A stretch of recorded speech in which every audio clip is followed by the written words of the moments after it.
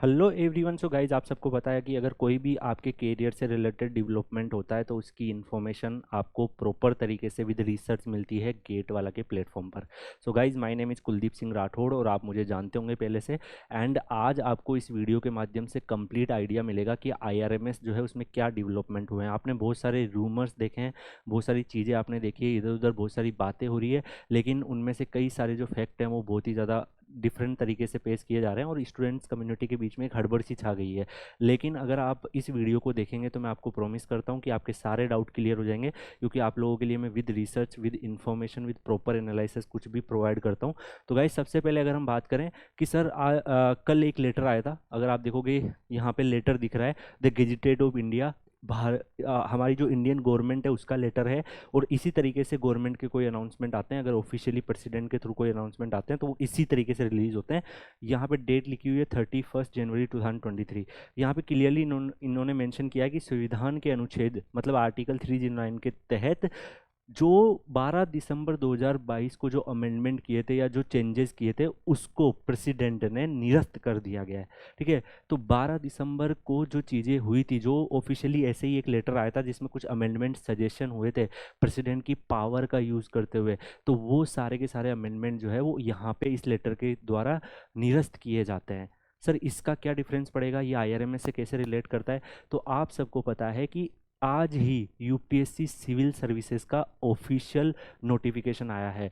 और आईआरएमएस के जो पास्ट डेवलपमेंट हुए थे उसके अकॉर्डिंग अगर आप देखोगे तो आपको पता चलेगा कि आईआरएमएस जो है वो एक तरीके से रेलवे की रिक्रूटमेंट के रिगार्डिंग डील करता है। और जिस पहले ये जो रेलवे की रिक्रूटमेंट होती थी वो इंडियन इंजीनियरिंग सर्विसेज के माध्यम से होती थी, लेकिन बाद में हुआ क्या कि 2-3 साल तक गवर्नमेंट के बीच में बहुत सारी चीज़ें चली। एंड आफ्टर दैट अगर आप देखोगे तो इसको सिविल सर्विसेज से लेने का प्रोसेस स्टार्ट किया गया। जैसे अगर आप देखोगे इंडियन फॉरेस्ट सर्विसेज का एग्जामिनेशन होता है तो प्री जो है वो कॉमन होता है, उसके बाद civil services examination and Indian forest service examination आपके होते हैं। इसी तरीके से आपका आईआरएमएस का एग्जाम भी डिफरेंट तरीके से कंडक्ट करवाने की एक प्रोसेस स्टार्ट हुआ था। लेकिन वो जो प्रोसेस था वो कब स्टार्ट हुआ था? 12 दिसंबर को उस प्रोसेस के स्टार्ट होने की बात की गई थी और उसी का ऑफिशियल लेटर, एक और लेटर आया था। आप में से कई बच्चों को अवेयरनेस होगी, मैंने उसके ऊपर सेशन भी लिया था। 12 दिसंबर को ऑफिशियल लेटर आया था मिनिस्ट्री ऑफ रेलवे, वही गेजेटेड ऑफ इंडिया के अंदर। यहाँ पे इन्होंने आईआरएमएस का जो एग्जाम है उसको यूपीएससी सिविल सर्विसेज से लेने की बात करी थी कि यूपीएससी सिविल सर्विसेज से तो लेंगे हम, लेकिन आईआरएमएस का डिफरेंट एग्जाम कंडक्ट होगा, वो सिविल सर्विसेज के बेसिस पे नहीं होगा, उसकी रैंकिंग के बेसिस पे नहीं होगा। तो इस तरीके से इन्होंने एक डेवलपमेंट किया था। आप क्लियरली इसको पढ़ सकते हो, ये जो ऑफिशियल लेटर है वो मैं गेट वाला के टेलीग्राम चैनल पर डाल भी दूंगा। यहाँ पे इन्होंने क्लियरली मेंशन किया है कि पावर जो कंफर्म है वही आर्टिकल 309 का यूज हो रहा है कॉन्स्टिट्यूशन द प्रेसिडेंट के द्वारा। इन्होंने रूल्स बनाए थे कि यहाँ पे सबसे इंपॉर्टेंट पॉइंट है एफ, कि examination means the Indian railway management service examination conducted by the union public service commission. मतलब जो यूपीएससी सिविल सर्विसेज है, अगर आप उसको देखोगे तो उसमें आईएफएस आईओएफएस जैसे एग्जाम होता है Indian forest services civil services, वैसे ही आईआरएमएस का एग्जाम होगा।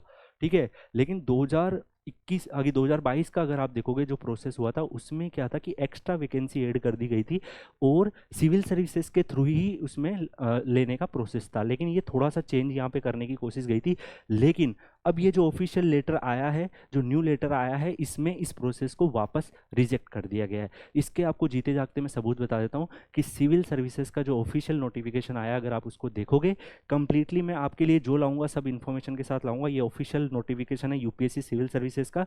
इसके अगर आप पेज नंबर 3 पे आके देखोगे तो आपको क्लियरली मेंशन मिलेगा। यहाँ पे इन्होंने लिखा है इंडियन रेलवे मैनेजमेंट सर्विसेज, मतलब जो जितने भी डिपार्टमेंट सिविल सर्विसेज से जो ले रहे हैं उसमें आईआरएमएस यहाँ पे वापस मेंशन कर दिया है। जैसे अगर आप देखोगे यहाँ पे इंडियन फॉरेस्ट सर्विसेज आपको कहीं पे भी नहीं दिखेगा, इंडियन फॉरेस्ट सर्विसेज का अलग से नोटिफिकेशन आता है। तो अगर आईआरएमएस अलग से होता, जो उन्होंने नया प्रोसेस बनाया था कि प्री करवाएंगे उसके बाद आईआरएमएस का अलग एग्जाम करवाएंगे जैसे इंडियन फॉरेस्ट सर्विसेज होता है, अगर वैसा करना होता उनको तो वो अलग से आईआरएमएस का भी नोटिफिकेशन रिलीज करते। बट इन्होंने क्या चेंजेस किया है, प्रेसिडेंट की पावर को यूज करते हुए जो आपके 12 दिसंबर को जो आपका ऑफिशियली डिटेल्स आई थी उसको रिजेक्ट कर दिया गया और अब ये बोला गया है कि आईआरएमएस सिविल सर्विसेज के एग्जामिनेशन से ही होगा।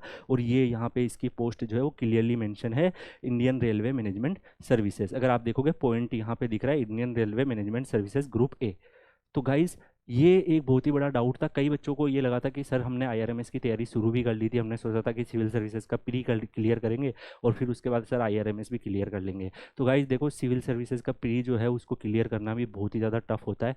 एंड अगर आप मान लीजिए टेक्निकली अगर आप तैयारी कर रहे हो तो मैं बता रहा हूँ गेट आपके लिए बहुत ऑलरेडी अच्छा ऑप्शन है, आपकी मेहनत बेकार नहीं होगी। अगर आपने थोड़ा सा भी स्टार्ट किया है तो आई होप सो कि आपने जीएस के कुछ टॉपिक पढ़े होंगे पिछले 1-2 मंथ में, या फिर आपने कुछ कोचिंग ज्वाइन कर ली होगी, तो वो आपकी मेहनत जाया नहीं होगी, क्योंकि आप इंजीनियरिंग सर्विसेज के एग्ज़ाम दे सकते हो, या फिर जो स्टेट पीसीएस के जितने भी एग्ज़ाम आते हैं, पीएसयू के एग्ज़ाम आते हैं, उसमें भी आपके जो जीएस है, जनरल साइंस है, या फिर जीके के जो सवाल है, जो अगर आपने नॉलेज गेन करी है तो उसका यूटिलाइजेशन हो सकता है। बट यार यहाँ पे मैं थोड़ा सा पॉइंट आपको ऐड करना चाहूँगा। कई सारे स्टूडेंट को बुरा भी लगेगा, ऑब्वियसली मुझे भी बुरा लगा है, क्योंकि ये जो वैकेंसी है वो पिछले 2-3 साल से कुछ इसमें बहुत सारे इशू चल रहे हैं, और आपको पता है कि जब कोई भी चेंजेज आते हैं तो इसी तरीके से हमें बहुत सारे इशू फेस करने पड़ते हैं। जैसे जब इंडिया अगर इंडिपेंडेंस भी हमारा हुआ होगा तब भी बहुत सारी चीज़ों के स्ट्रगल हुए होंगे। जब भी कोई नई स्टार्टअप शुरू होता है तो स्टार्टिंग में उसमें भी बहुत सारे स्ट्रगल होते हैं। तो लाइफ तो यार स्ट्रगल का पार्ट ही है। तो अब जो चीज़ें हो रही है, गवर्नमेंट अगर कोई डिसीजन ले रही है तो हम उसके अगेंस्ट भी जा सकते हैं, हम उसके फेवर में भी जा सकते हैं, डिपेंड करता है हमारे ऊपर। सबका इंडिविजुअल व्यू होता है। बट यार यहाँ पे एक थोड़ा सा स्टूडेंट के लिए ये थोड़ा सा कंसर्न था कि वो, कई स्टूडेंट ने सोचा था कि आईआरएमएस भी क्लियर कर लेते हैं, और कई मे बी इंस्टीट्यूट्स ने आईआरएमएस का स्टार्ट भी किया था तो उनको उन्होंने फीस वगैरह भी पे कर दी थी।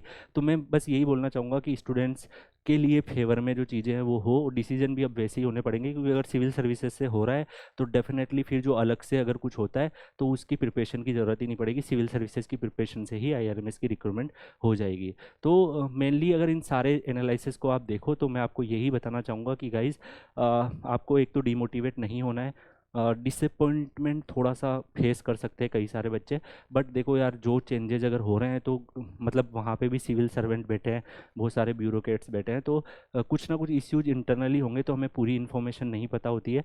तो हमें जब तक पूरा इंटरनली सब कुछ नहीं पता हो तो हमें किसी को जज भी नहीं करना चाहिए। बट कई सारे बच्चे जो गेट वगैरह की तैयारी कर रहे हैं उनका ऑलरेडी टेक्निकल सब्जेक्ट चल रहा होगा, आप लोग तैयारी करते रहो। और बाकी अब जो भी डेवलपमेंट हुआ है उसको पॉजिटिवली डील करो। अगर इस वीडियो को कंक्लूड में करूं तो मैं आपको ये बता रहा हूँ कि यूपीएससी सिविल सर्विसेज के थ्रू जो आईआरएमएस डिफरेंट यूपीएससी का पार्ट अगर आप देखोगे तो उसमें जो आईआरएमएस का एग्जाम था वो डिफरेंट कंडक्ट करने की बात हुई थी 12 दिसंबर को, लेकिन 31 दिसंबर को जो ऑफिशियल गेजेटेड का लेटर आया है उससे वो चीज़ रिजेक्ट हो चुकी है। और जो सिविल सर्विसेज से जिस तरीके से 2022 में प्रोसेस हुआ था सेम उसी तरीके से आगे भी प्रोसेस होगा। तो आप लोग को आई होप सो कि पूरी क्लियरिटी मिली होगी और आपके सारे डाउट क्लियर हुए होंगे। अगर आपके सारे डाउट क्लियर हुए हैं तो डेफिनेटली कमेंट में डालेंगे इन्फॉर्मेशन किंग, क्योंकि गाइज देखो, आप लोगों के लिए मैं जो भी इन्फॉर्मेशन लेके आता हूँ विद फुल रिसर्च लेके आता हूँ, जिससे आपको कोई भी मिस गाइडेंस ना मिले। Thank you so much guys, मिलते हैं नेक्स्ट वीडियो में, तब तक के लिए गुड बाय।